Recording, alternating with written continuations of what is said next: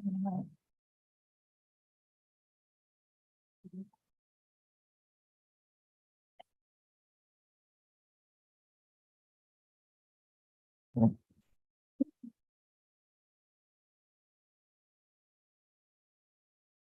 evening, everyone, and welcome to the February 20th meeting of the Ames Community School District Board of Directors. I will call the meeting to order and entertain a motion to approve the agenda. So moved. Second. Moved by Winfrey, seconded by Franzen. All those in favor say aye. Aye. Opposed, nay. Passes 5-0. And we will now read our purpose statement. And we invite anyone in the room to read it along with us. And I'll wait a second until it is pulled up here.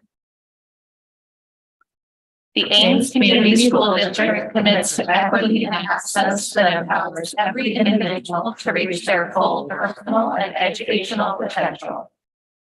Thank you. And we'll begin tonight with our discussion items. The first item being our board committee updates. And we will start with Facilities Committee. So we met last Wednesday, Thursday, whatever that day that was, the 8th, I guess it was 2 weeks ago. So the minutes are there, cover everything. Couple things that I will just point out. Demolition is actively going on the old high school, and that's anticipated to be completed at the end of March. So they continue to make great improvement on that. And then they will start obviously preparing the backside of the building and groundwork. And so they're anticipating that the synthetic field will be ready by this fall, but it will be another year for the natural turf because it needs to have sufficient time to get established. But those are the biggest things. Continue to work through change orders. There's some listed, but then just making some adjustments and finishing up the punch list, and everything else was pretty much covered in the minutes. So does anybody have any questions? Okay. Thank you. Policy Committee. Yes, we met on February 9th, and I'll save the summary for our discussion items, because I think they're all the items in the minutes are up for discussion tonight. Thank you. And is anyone prepped to give a report for Equity Committee with Director Beerbaum not being here? Or should we? We talked about two things. We talked about the social emotional learning program, and Director Miller gave a really great overview of it and kind of the process of rolling it out a couple places and some information that's going to go out to parents. So looking forward to hearing how that goes. And then we looked through some data that I believe was presented at another committee, but everything is, I didn't check the minutes, but I believe everything is there. Thank you. Okay, moving on to our policies for discussion. Yes, so. Oh, did I skip teaching? Oh, I totally skipped teaching and learning. I apologize. Director Lankitis. Teaching and learning. Good evening. We met on, sorry, I have to check. On February 13th. And we had two items on our agenda. The first was to start to review the policy and draft a policy for instructional materials. What I'd like to point out is this is one policy where IASB has given two different recommended policies. We're discussing which direction to go. There's positives and negatives, or I don't think negatives is the right word, but there's positives for both. And so I would just ask that when it comes to the policy committee, they also look at the two recommended ones just to see if they agree with the direction we went.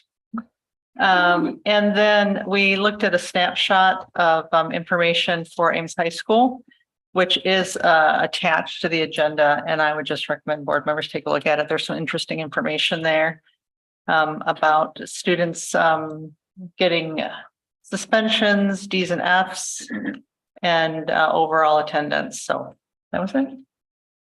Thanks. Thank you. And now we will move on to our policies for discussion. So most of the updates that from the review are just based on IASB models and some formatting changes. I think the only one that we were going to look back at, that's revised here was 801.1 on building and site long-range planning.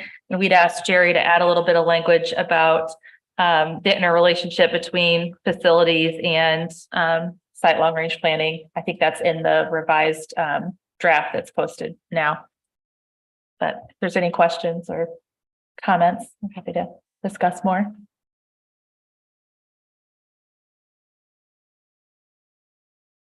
All right, thank you, Director Winfrey. And we do have one person signed up to speak under our discussion items this evening, Monique Benkin.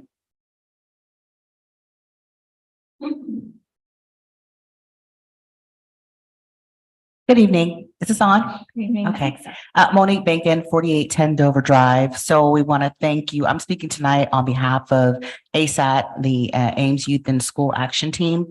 And we just wanted to give some feedback on the minutes, particularly related to the Equity Committee. I guess we should send these to Director Beerbaum. It's just not clear. So in terms of the equity and ruler subpoint, which is point 2, it was not clear to us how the two are related.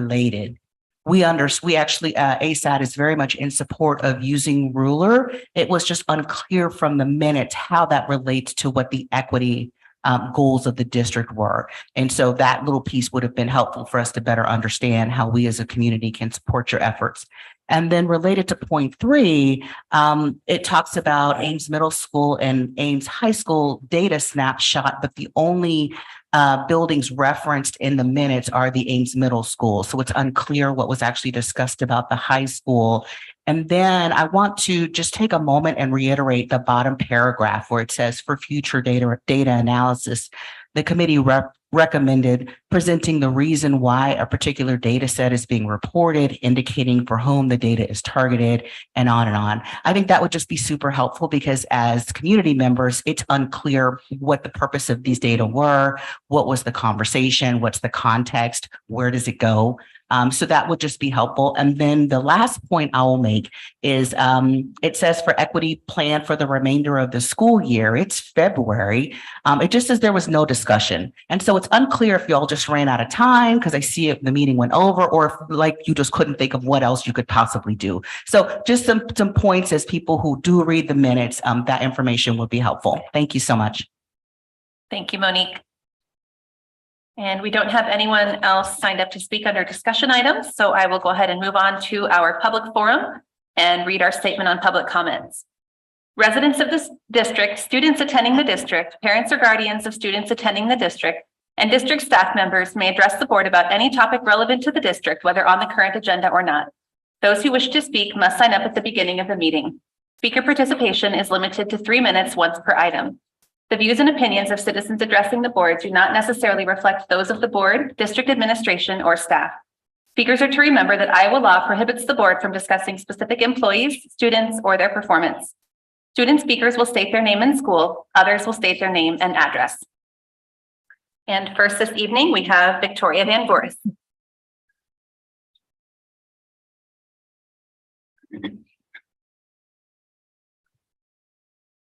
Good evening.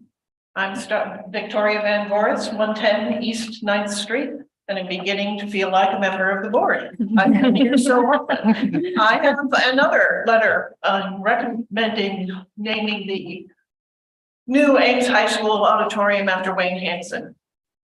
To the Ames Community School Board and Facilities Committee, it is with a proud heart I write to you today in support of naming the new Ames High School auditorium after Wayne Hansen. He was a terrific teacher and inspired me greatly.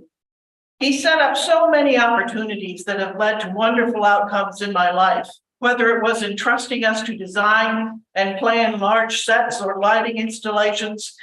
He met us where we were and gave us the challenges to push us beyond our comfort zones into that zone where you have such a wonderful opportunity to learn. He did this for actors, scenery workers, lighting techs, and for us as students as well. He created a group at Ames High School in the late 1980s that brought people from all different groups at the high school together.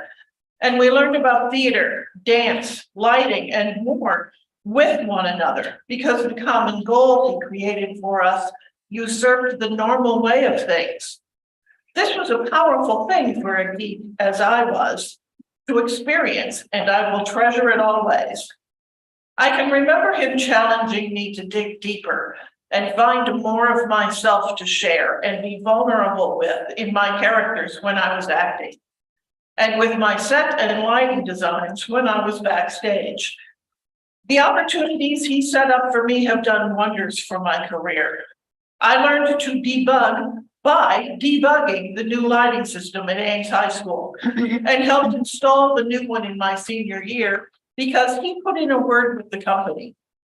While I couldn't do the hardware installation, they taught me about it during one of my free periods, and this led me to doing lighting in college, which further pushed me into programming and computer science.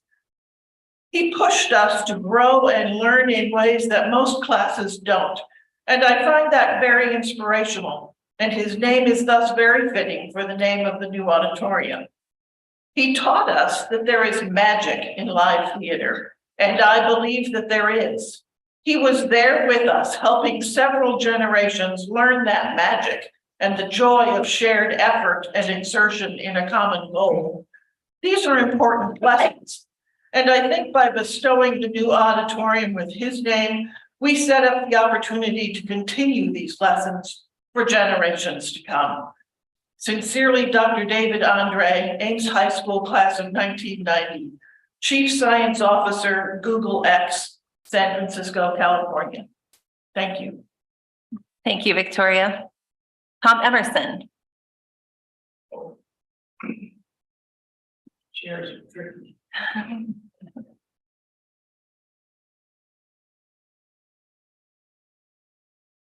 Well, hello, nice to be back. The naming committee, I believe, meets this week. So I think this seems to be an appropriate time to clarify a mystery that has been haunting many of us, namely, why Hank?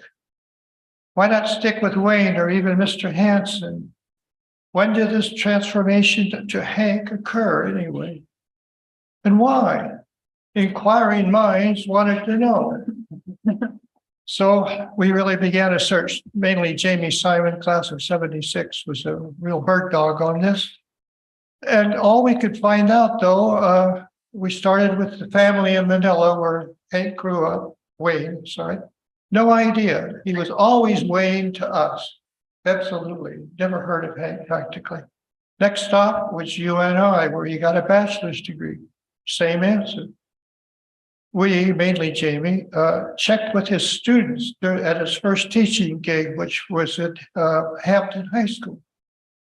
She had correspondence with these kids, and it never occurred to them to call him anything but Mr. Hanson. So that meant it happened at Ames High. And it happened in 1970, presumably because the name appears in the spirits and all that. We kept asking, but to no avail, but just not just as former students, but we also asked former teachers and colleagues how come and why. But just about a month ago, Jamie hit pay dirt. A couple of 1971 grads told her that some of the classmates were sitting around talking about their drama teacher. And someone said, you know, he's just too cool to be a Wayne. And out of this discussion, searching for a new name, came Hank Hanson. It was so much cooler than Wayne Hanson, and it was alliterative as well. And that's how they felt, and it stuck throughout the next 30 years, even with Hank's teaching colleagues, and even Ralph Farrar, the superintendent, principal, called him Hank. Anyway, that's how Hank got to be Hank. I'm sorry, I blew that line. That's how Wayne got to be Hank. And as far as we are concerned, either name works. Thank you. Thank you, Tom. Amanda Lloyd.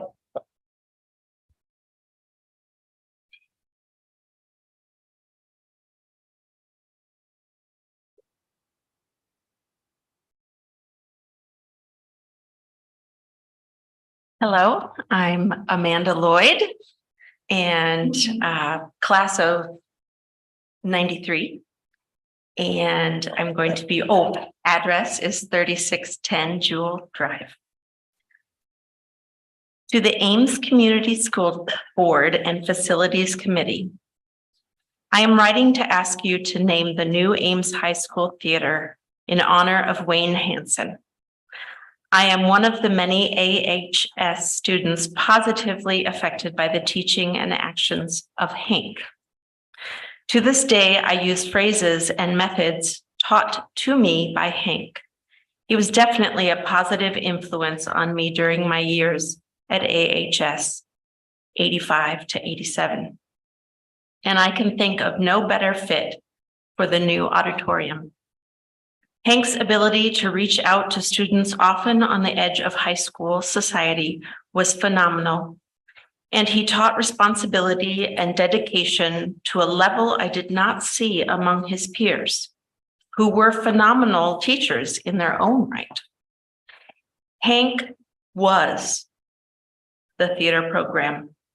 Yet when it came time to put on a performance, he never once took the focus away from the students. He constantly hung back and allowed students to revel in the success of their production. And oh, what productions those were. Hank believed that students were capable of handling shows that acknowledged and often reflected the angst we felt at that age. And rather than perform another tired rendition of Oklahoma, we performed Moliere and Shakespeare, and dramas and comedies that opened up opportunities for so many. His recognition of what students wanted, and more importantly, needed, was a gift to us. Many of his students went on to major in theater at college, myself. I even studied acting in New York after being with Hank. Okay, that's an aside. Many of his students went on to major in college and even worked professionally in the field. And the start he provided for us was immeasurable in its importance. Hank's shows generally provided many roles so that nearly every student auditioning would have the opportunity to perform at some point. He also instilled the need for students to work on the technical aspects of theater, providing many students skills they theoretically learned in shop class, but applied in an art form. Please honor Wayne Hansen's name as a recognition of all the students that passed through AHS's auditorium and left school a more disciplined, confident, and joyous soul. Respectfully, David Adams, class of 87, Iowa City, Iowa. Thank you. Thank you, Amanda. And we do not have anyone signed up to speak on Zoom this evening. So I will go ahead and close our public forum and we will move on to our consent items. I move approval of consent items as presented. Second. Moved by Franson, seconded by Winfrey. All those in favor say aye. Aye. Opposed, nay. Passes 6-0. Moving on to our action items. First, we have the Lutheran Services of Iowa Real Estate Purchase Agreement, Beloit Campus.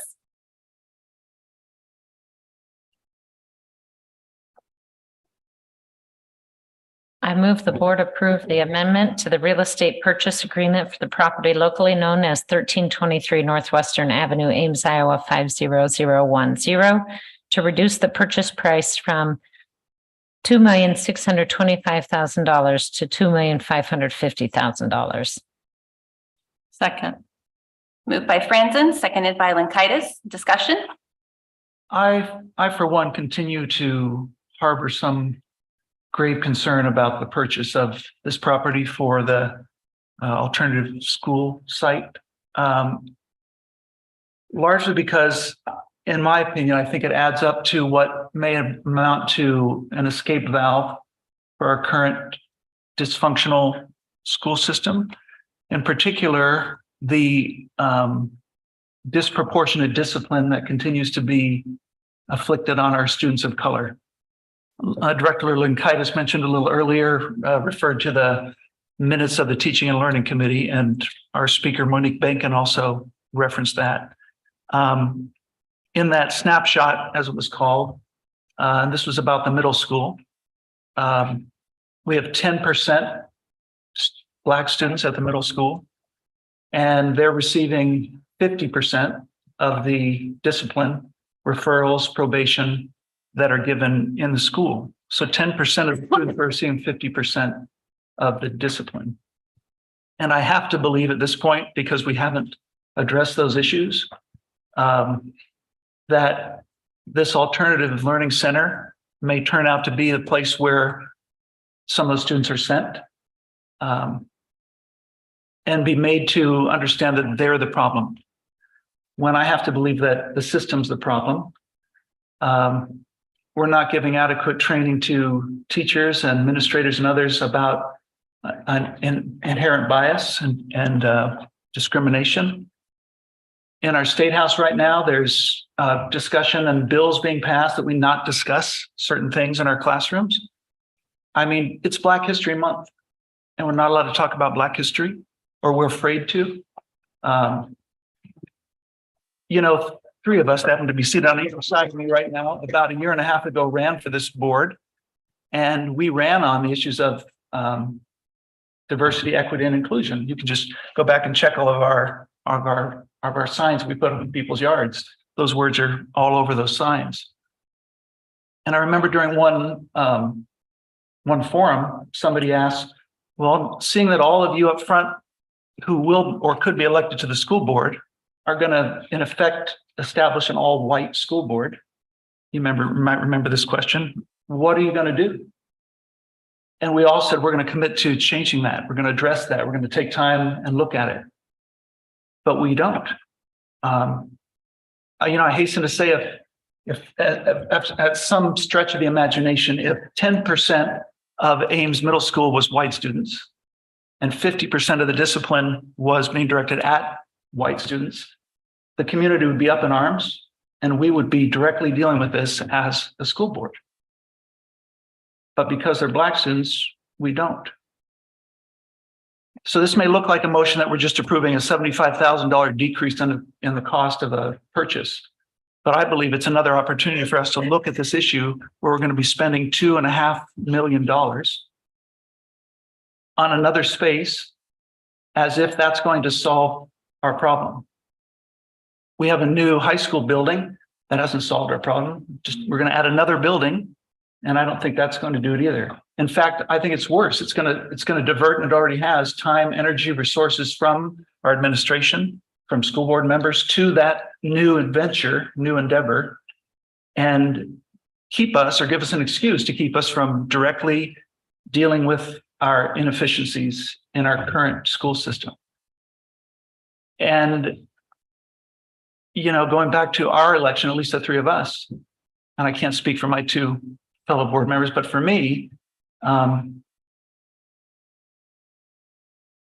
if we're not dealing with that, then we're not keeping the promise we made to voters who put us in this position. And in another 9 months, we'll have another school board election. And I guarantee you, those are going to be the same issues. People are going to be talking about, why are we banning certain books? Why are we making decisions about employment? Why are we not able to talk about LGBTQIA plus issues? And we can find every excuse in the world not to tackle this, but we have to. And I personally, my opinion is that by taking time, energy, and resources to a new campus, some other place that could end up, in effect, being a segregated system, because some of the models we looked at, some of the models that were given to us for advancing this move, were things where that's happened, where it's become segregated in effect. And those students who are segregated to that campus for whatever reason, and not all will be, but some will be forced to go there, not at their own will, will have that on the resume that they went to an alternative school. What does that mean? And they'll be made to pay the price, if there's a price, when we should pay the price right now in our time and energy. I mentioned it was Black History Month. I know we've got a club on the high school campus called SACRE, which you all probably know stands for Students Advocating for Civil Rights Education. Have we been there at all this year in the schools, in the school year? Have we visited that club? Have we taken the time to look into these issues? And this month, have we? Or have we taken more time visiting an alternative school campus to check it out, or taking a tour of the high school? And there's always things we can do and we take our time doing, but I think we're failing our voters, our constituency, our school district when we make those decisions. So again, I have grave concerns about what looks like, let's all vote in favor of knocking $75,000 off this price. I think it's more than that. And there's a greater issue, and I think that we are failing. Brett, I feel a need to respond to a few things. First of all, I want to thank you for continuing to raise these issues and for being a voice that makes us talk about big and important things when we might otherwise, when it's easy to go along and not talk about big and important things. I do want to clarify the record on one thing that's really important, a statistic that you read. My understanding of these data, unless I'm radically misunderstanding what I see in front of me, is that 20% or 22%, 21% of behavioral referrals in Q2 were for African-American students, Black and African-American students, which is still more than double the proportion in the population. So this is still a high rate, but it is not 50%. So I want to make that clear. So I'm not trying to justify that, but I do want to make it clear for the public record that the rate was 21%, not 50. I would say, to answer your bigger concerns, I think there's not one way to answer your questions. I think on the one hand, we need to keep working, and there are a lot of things that need to happen. And I would not give anybody a pat on the back for what we're doing. I also was persuaded by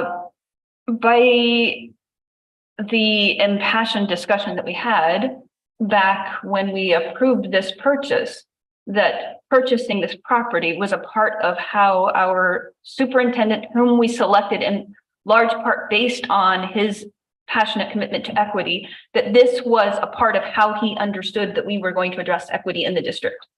And so in voting for this purchase, I understood that I was providing Julius Lawson, Dr. Lawson, with the resources that he said he needed to try to address equity in the district. And given that he said that, I feel that it's first of all, we're voting about knocking $75,000 off the purchase price. Right. So we're not actually voting on whether or not to purchase it. We've already done that. We're just voting to pay $75,000 less than we said before. So in continuing to agree to purchase this and to pay $75,000 less than before, I consider this as a part of continuing to provide the resources that Dr. Lawson says he needs to address equity. And it's going to be a long process, and it's not going to be easy. As far as the notion that nothing is happening with respect to equity, yes, there are lots of issues. I would also say that sitting around the table at the strategic planning process, I can tell you that there was not a person sitting around the table at the strategic planning process who wasn't interested. Well, I don't know. I can't speak for everybody who was at the strategic planning process table, but I can tell you that the volume of interest expressed in equity around the table at the strategic planning process was real. It was at the top of mind and everything. We spent a lot of time articulating priorities over and over and over and over again. And there was a lot of mention of equity.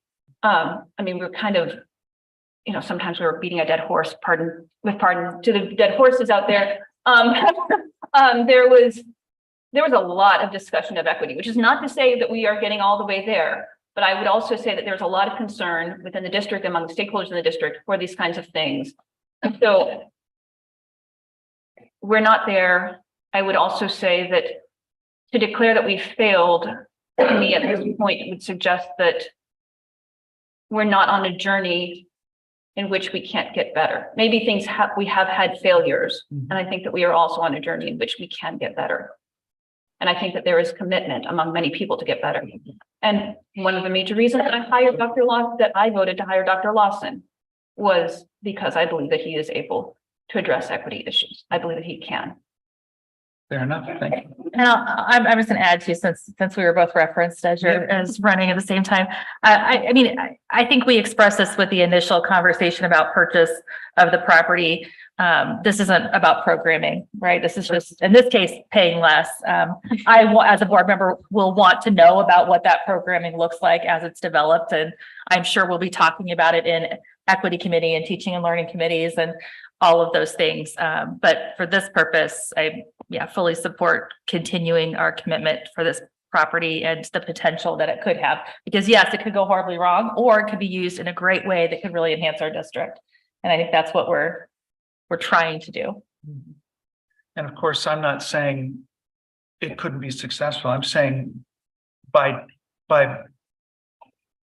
diverting our energy, resources, and talent to that, we're still not deciding to devote those same energy and resources to our current problems and issues. And I guess I think that some of us would vastly disagree with that, because as we talked about many times before, we have many students who are not able to be successful in our large high school building for a variety of reasons. Yep. And that is why Dr. Lawson said he believes this is part of an equity plan, is you need to have a way to serve those students when they can't be successful in your building. So it's not just a place to divert students to, it's a place where people are asking for this. Parents are asking for this. Students are asking for this. It's something that is needed. But I would echo what Kelly said, that we are not voting on the programming. Right. First, we've already voted to purchase it. If we don't vote on this, we will just purchase it at the higher price. I understand that, and I voted against it the first time. Yep. My only disagreement with what you said is that when we decide that students can't succeed, I disagree with that. To have a child who can't succeed in a building with 1,400 other students, he simply cannot. Mhm. So there's nothing anybody can do to change the fact that his autism and his anxiety make it impossible for him to be in that building. And I think one of the things that is worth remembering from those conversations in that work session are the variety of needs that could be met through an alternative location, mental health needs.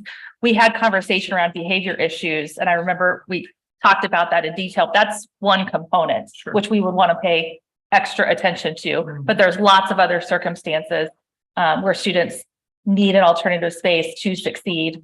And I think we talked about there too, about making sure that this was a decision that was made with the parents and the student and staff. So again, we're not voting on programming. I think I think you're underestimating all of us and the staff's ability to work towards an overall goal. I think, as Amy Erica said, if this property is part of our strategic plan of how we're going to grow as a district to serve all of our students, then let's try to do that. And also, that's not what we're voting on. That's not what we're voting on. I think we can all disagree. I'd like to call the vote. Yeah. Okay. It was moved by Franzen, seconded by Linkaitis. All those in favor say aye. Aye. Opposed, nay. No. Passes 5-1. And next we will move on to our new Ames High School project change orders. I move the board approve the change orders for the new Ames High School construction project as presented. Second. Moved by Franzen, seconded by Linkaitis. Discussion. All those in favor say aye. Opposed, nay. Passes 6-0. Scroll through all these. And next we will move on to our student representative, board, and staff items. And we'll begin with Will and Ritika.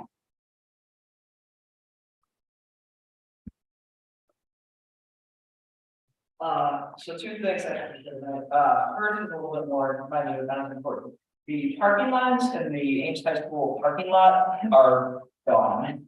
And it's a little surprising with the new building and everything, but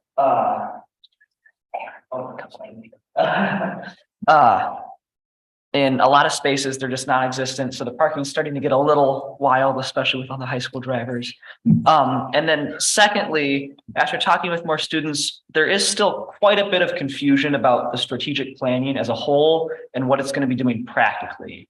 And I think we all agree with the idea that, we need to have, a direction and a place we're heading to as a district, but it just seems a little, like to be a little confusion.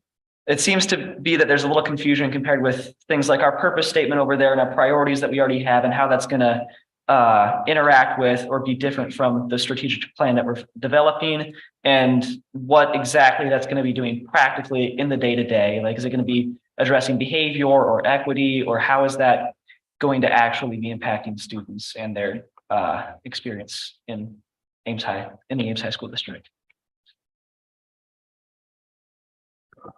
I agree with that. I kind of just want to echo what Will said. I think there's a lot of students and teachers, faculty that like are seeing the strategic planning and like the updates about it, but no one actually really knows what's going on. And like even us as a student representatives, it's kind of like unclear to us like what's actually happening behind the scenes.